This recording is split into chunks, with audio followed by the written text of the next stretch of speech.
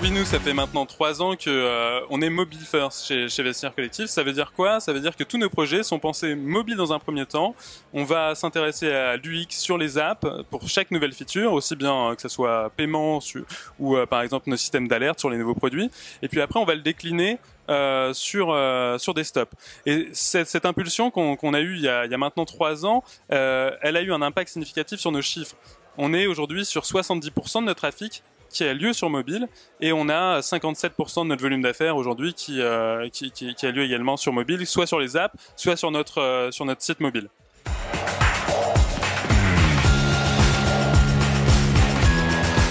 Je pense que le e-commerce est suffisamment vieux maintenant pour que le sujet sécurité soit relativement derrière nous. Ça nous arrive de se faire frauder notre carte, ok, on appelle notre banque, on est remboursé. C'est tellement rare que je pense pas qu'il y ait une angoisse prédominante sur le sujet. Il faut, c'est sûr, avoir des pages de paiement sécurisées, bien rappeler sur quel site de e-commerce on est.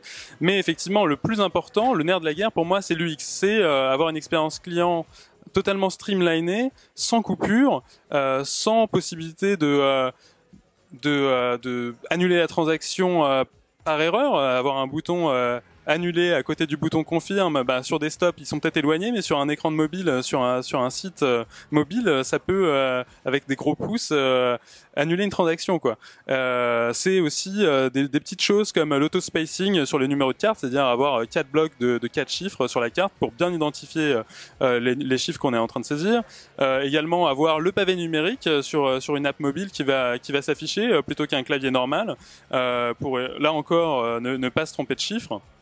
Et effectivement, une mise en avant du paiement en one click, la possibilité d'enregistrer sa carte pour la réutiliser après, pour avoir zéro friction dans la prochaine transaction.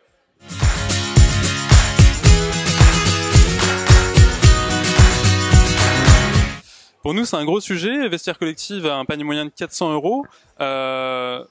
Une PSD2 qui dit que l'authentification forte est obligatoire à partir de 30 €. Ça veut dire que 100% de nos transactions seront désormais avec un 3D Secure.